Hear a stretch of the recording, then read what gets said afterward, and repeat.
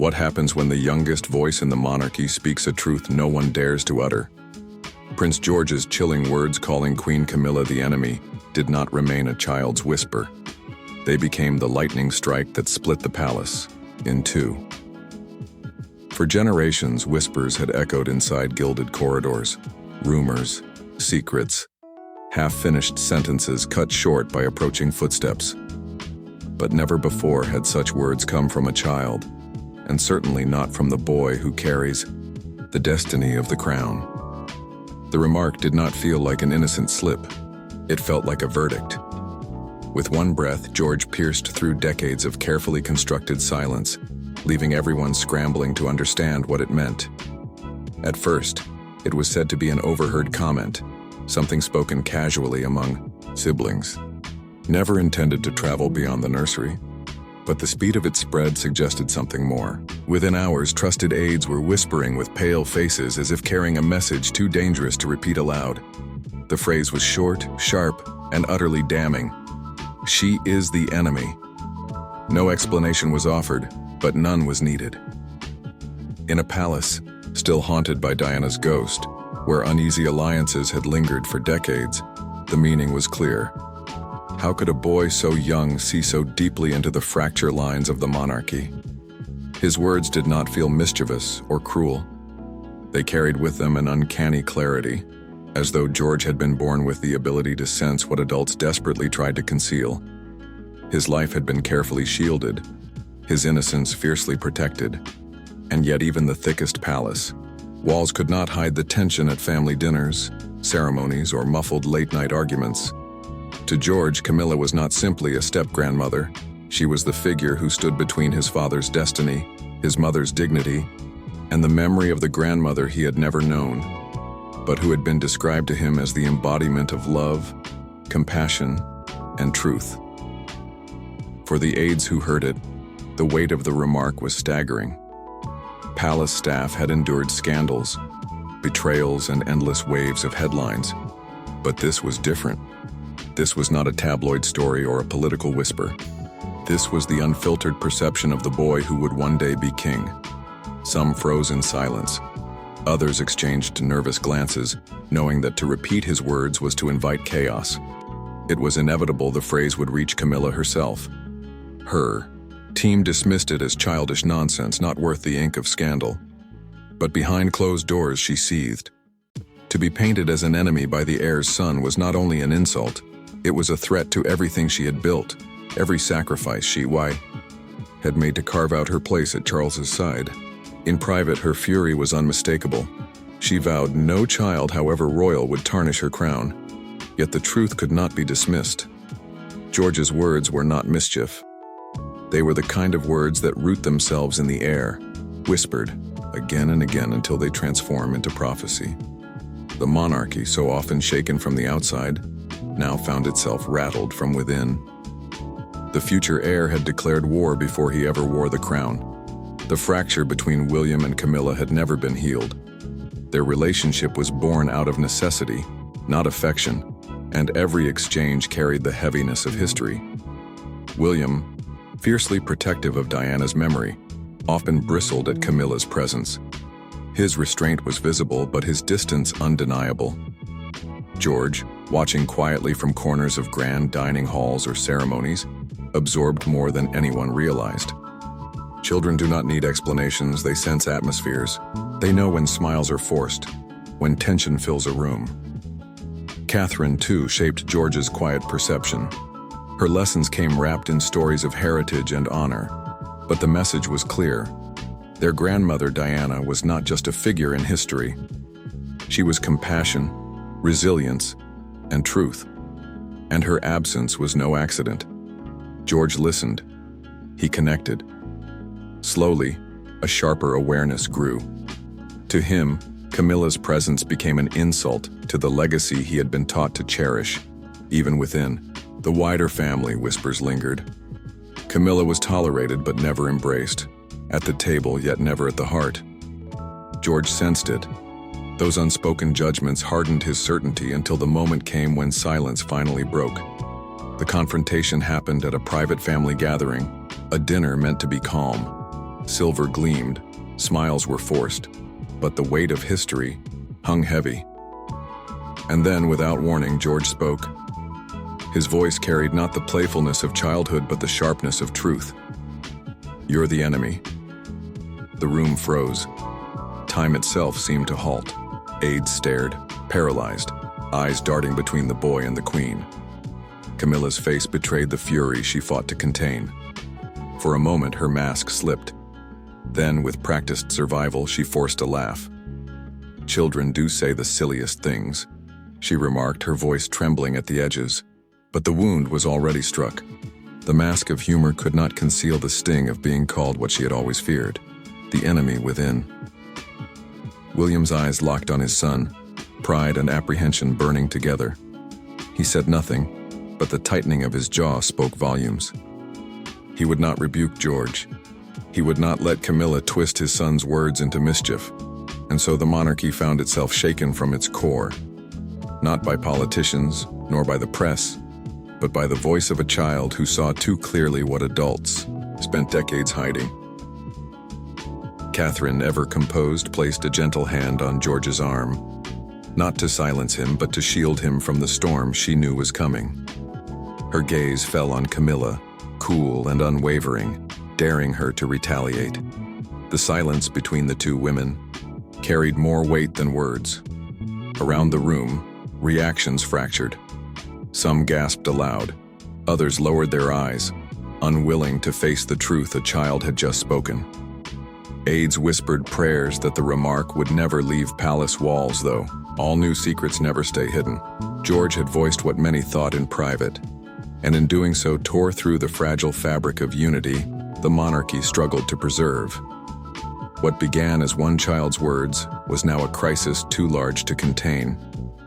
Two camps formed quickly, one shielding George, the other protecting Camilla. The impact of those three words, "You're the enemy," spread like a crack through marble, impossible to repair. The question was no longer whether the remark was serious. It was who would defend it and who would bury it. William's stance was immediate. By refusing to reprimand his son, he sent a message louder than any statement. George had spoken truth, and he would not betray him by denying it. For William, it was more than loyalty. It was a defense of Diana's memory. In George's defiance, he saw the same courage that once defined his mother. Catherine, however, felt the cost more keenly. In private, she confessed fears for George's safety, not of physical harm, but of what the palace might do to silence him. She knew how the monarchy operated: isolate dissenters, discredit them, bury their words beneath ridicule. Her fear was not only for his childhood innocence, but for the man he would become. Would the system punish him for speaking too soon, or crush his spirit before he ever wore the crown? Camilla refused to let the insult pass. She demanded Charles take her side with a ferocity that reopened decades-old wounds. To her, George's remark was not a boy's defiance, but a dagger aimed at her throne. She was determined to make sure it cut no deeper. Caught in the middle was Charles, torn between son, wife, and grandson. To support George meant undermining Camilla. To support Camilla meant alienating William and the heir's line. His indecision appeared as weakness, and in the monarchy, weakness is unforgivable. Advisors begged for silence and damage control. They knew the public adored George and Catherine, and if George's words leaked, sympathy would tilt irreversibly. But whispers seeped through doors, down corridors, and into the servants' quarters. The palace itself became a battlefield of loyalties. Some admired George's honesty, others feared the wrath of the queen consort. Family dinners turned tense, every glance dissected, every silence heavier than words. Soon the outside world heard the echo. The enemy burst into headlines, turning a private remark into an international spectacle. Someone inside had let it slip, and the press wasted no time. Tabloids framed George as Diana's true heir, the boy carrying her spirit of defiance. Headlines declared destiny fulfilled, a new generation daring to say what others had buried. Public sympathy swelled. Across the nation, people praised George's bravery. To them, he was no longer just a prince.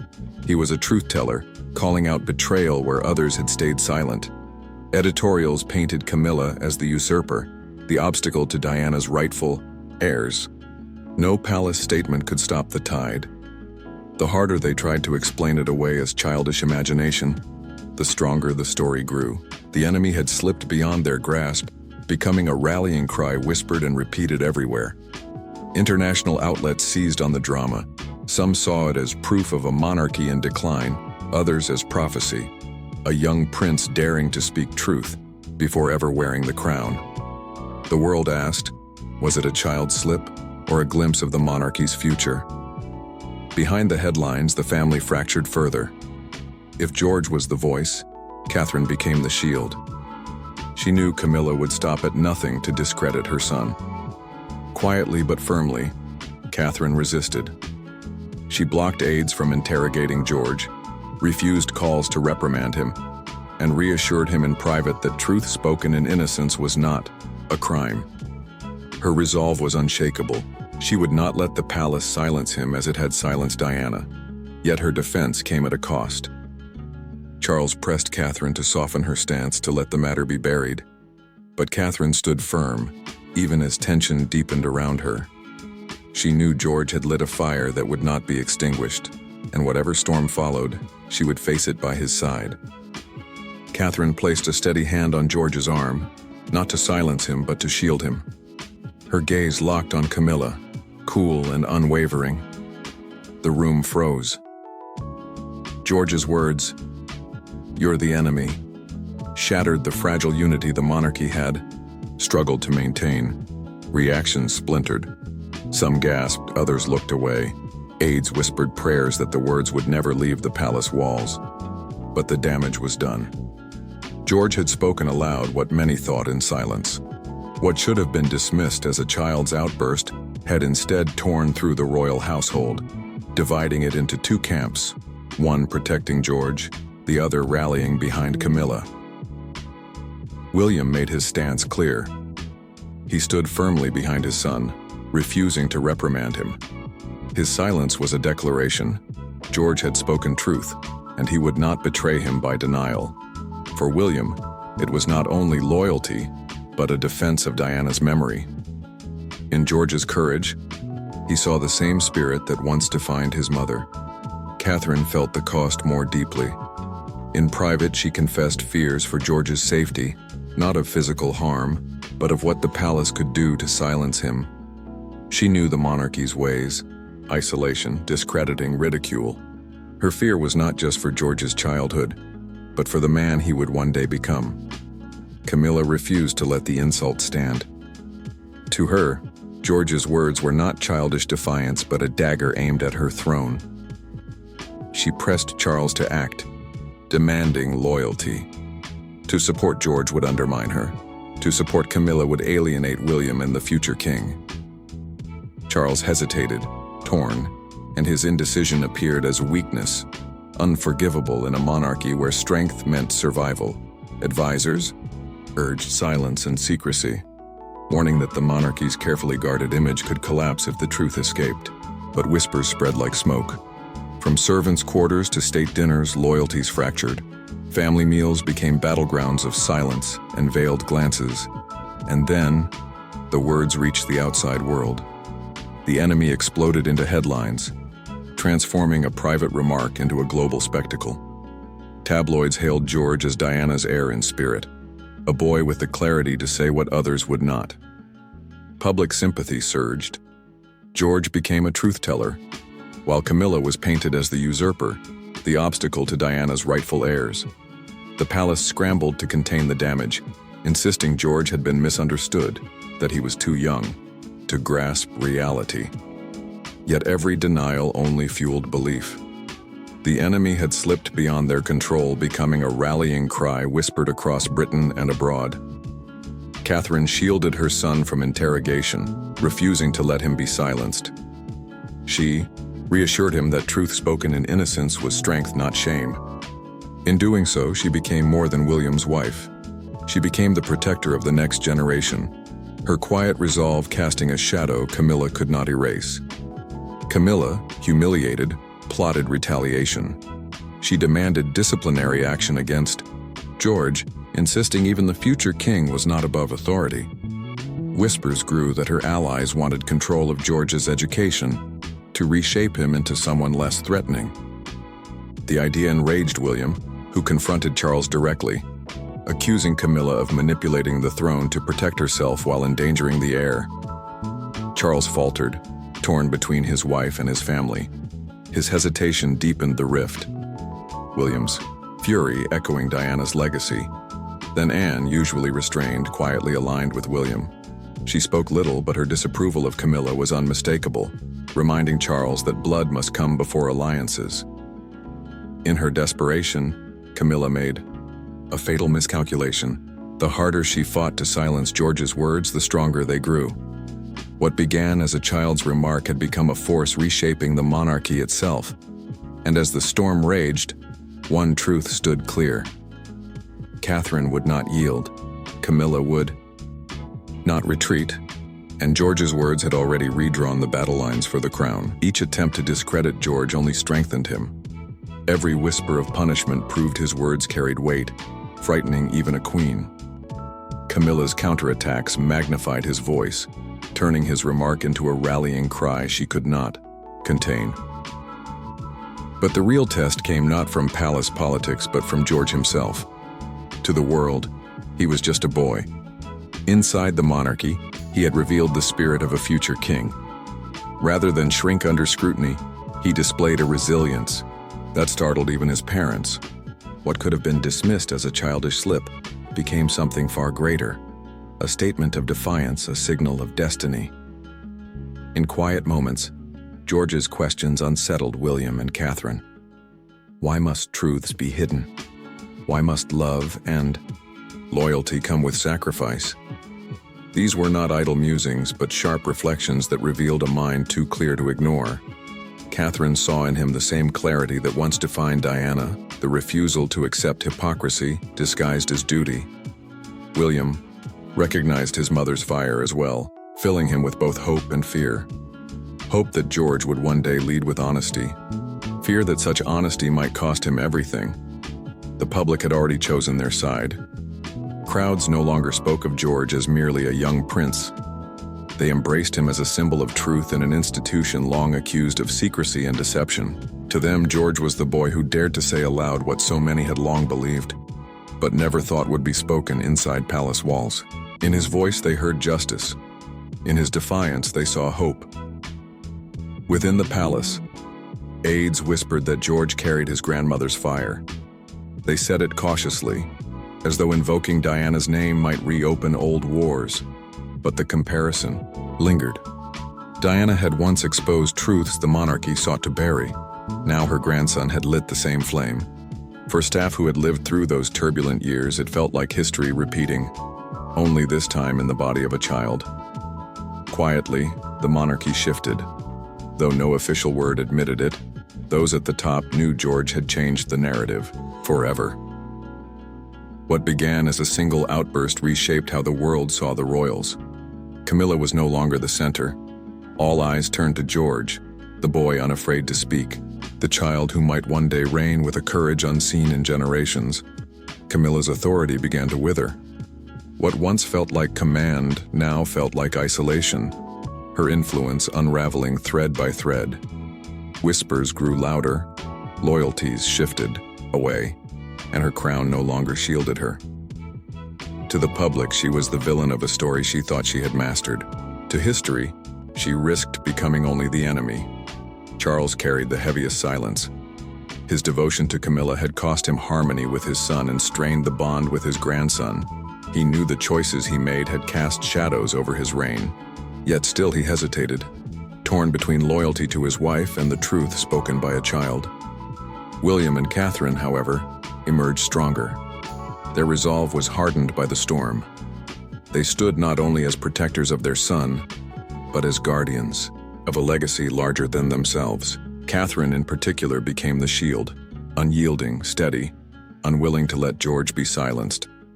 In him, she heard Diana's voice, and she vowed it would not be buried again.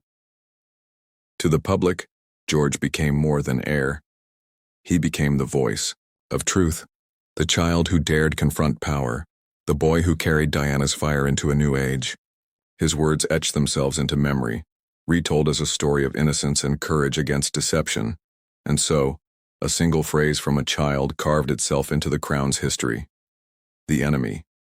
A truth that could not be silenced. A moment that ensured the monarchy would never be the same again.